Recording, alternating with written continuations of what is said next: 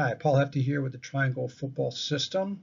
I want to talk about a split zone RPO using a Penn State bubble route concept. I like to use this as our foundation for teaching and learning of RPOs. One of the advantages is the O-line's all going one direction, working one scheme all the way through. It's great from the college level. You'll see some examples of us using it in high school down to the freshman level, and then it's awesome at introducing fundamentals for your youth team because you're working man blocking and double teams. Another advantage is we use a Penn State bubble, which consists of a classic bubble to the slot side to the number 2 receiver and the number 1 blocking. But then on the other side, the single receiver, the X, will do a speed out. So everybody has an opportunity to touch the ball if there is free access. Last, we're going to use a scaffolding technique here of teaching all the way through. What that means is that we're going to systematically build off the foundation of the split zone blocking concept to do multiple schemes with the quarterback, the running back, the H-back, and the receivers. So again, O-line is just blocking split zone all day. Let's take a look. Here's an example of the scaffolding technique of how you can add multiple schemes off of the split zone as you install. You can see we're just going to install split zone here with the Penn State bubble. But then we also can do a slice zone, which is a true zone read with the quarterback, and then an H-back split screen. One of the other things you can add with that fits nicely is to do your quick pocket passing game. For the 3x3 install then, to compartmentalize the learning, we like to do just in phase 1 the RPO itself. Phase 2 then is just the pass portion of it, and then phase 3 where we combine the RPO and the pass all together in game situations. Last thing, you can see how with split zone we can go ahead and attack all across the front, getting the ball to a lot of different people with the diagram in the bottom right. So here's the backfield action for split zone RPO. What we're going to do with the quarterback is we call a step down ride into side, where they're actually going to step forward with the foot opposite of the back, but then they're going to go ahead and turn their shoulders so it's facing that running back and then ride him down into the line. The reason we do this is because eventually we're going to make this a post-snap read on that defensive end where the quarterback can keep it out the back door. This is all pre-snap for pass, but all post-snap for run then. Running back's going to take a 3-step technique where the first 2 are with his feet pointing towards the sideline, but then on that 3rd step he wants to be right down the midline of where the quarterback's set up with his toes pointing straight into the line of scrimmage, his shoulders square to the line of scrimmage. He's going to go ahead and go right to the center. If that is open, he'll just take it. If not, then he starts to have his outs as bending it back to the A gap, and then he can bounce that all the way back to the B gap if needed. Again, we want to think give all day unless there is no Mr. Zero, then we can read that defensive end. So here's split zone running it at the H-back. It's a pre-snap RPO, as I said. We're calling this lightning to the left, Rangers to the right. So we're in a dual right formation. Again, we want to call this towards the H-back so we can split across the formation of that backside defensive end. The signal for this is real simple, is we're going to take our directional hand, splitting up and down like the FSU chop or like the official doing a first down motion. Again, the receivers are locked into their route, so the X will always run an out go, meaning if the defender is off 5 yards, he'll just run a 5-step speed out. If he's up within 5 yards, now he'll just add in that 3rd step, take off and run a go route. The Z and the A will always run a bubble here with the Z blocking and the A doing a backpedal bubble. This is pre-snap read by the quarterback. This is where we're looking for access to both our receivers. If the quarterback has access, meaning the weak Mr. Zero is in the box, so we have access to throw the ball to the bubble, he has outside leverage, the quarterback will just take this, no mesh, and go ahead and throw the bubble.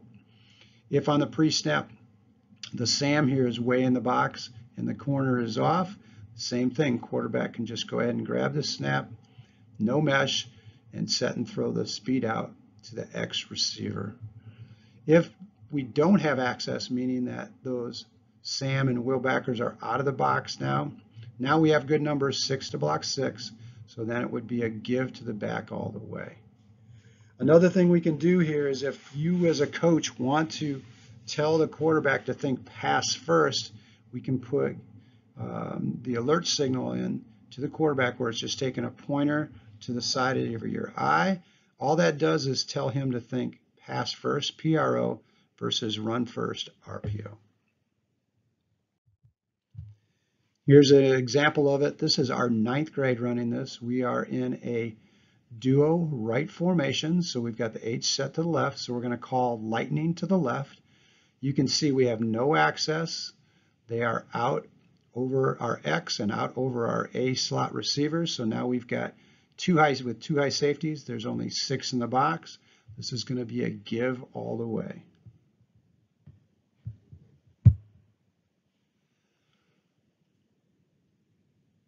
Again, split zone, back is north and south, 10 yards, first down play.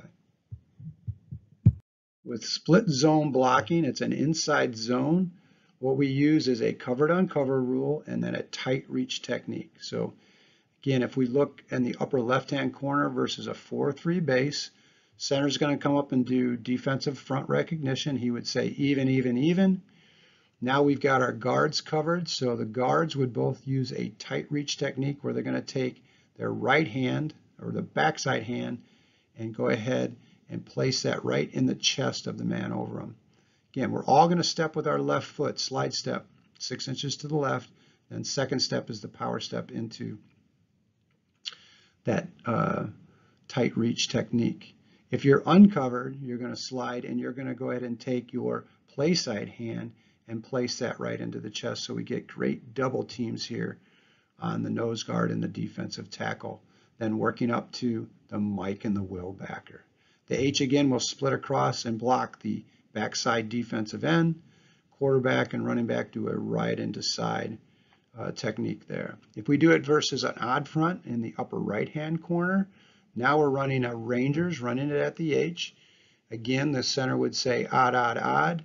Now you've got your center and your right tackle doing a tight reach, taking their left hand and putting that into the chest, and the uncovered guards and tackle on the left side, because we're going to leave that defensive tackle.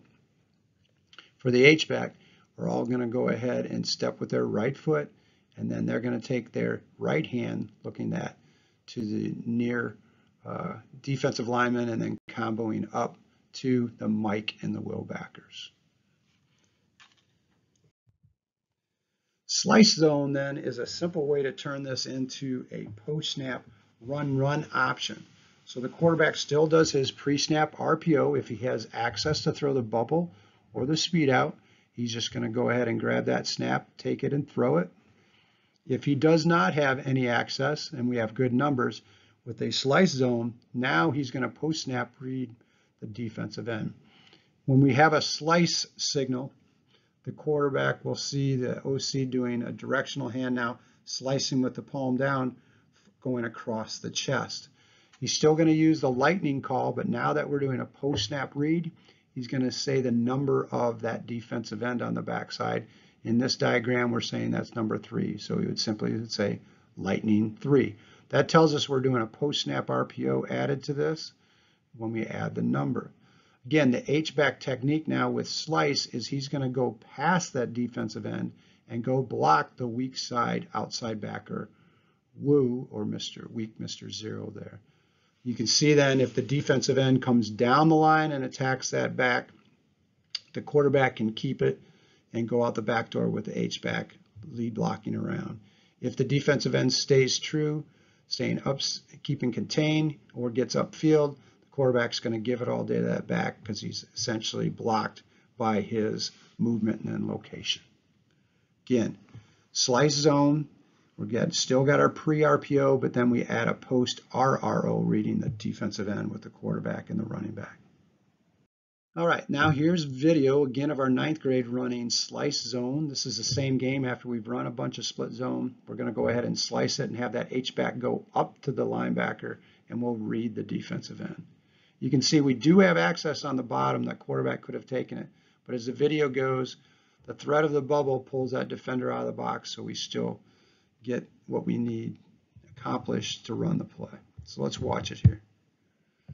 You can see now here, again, that defensive end goes down, we curl around, quarterback keeps it, and now that turns into a 15, 20-yard play and first down. All right, this is our H split screen out of a 2x2. This is a run screen option. What's great about this as your first install is the offensive line is still just doing split zone, inside zone blocking. So again, it's still just a Lightning and Rangers call. Since we're going to post-snap read the defensive end, again, we would add the number. So as the example is here, Lightning 3. What happens is the signal now is going to be that directional vertical hand doing the FSU chop, but coming out from the chin, splitting the chin. Anytime we have a hand signal around the bottom of the face, the chin area, that designates a screen for us. So now the receivers, the A, the Z, and the X are all going to block the man over them. We call this a bongo technique, block on and over a defender. The H now is going to, like his slice, go past that defensive end. He's going to go and go straight down the line, staying behind the line of scrimmage, turning with his back to the line of scrimmage for a screen pass.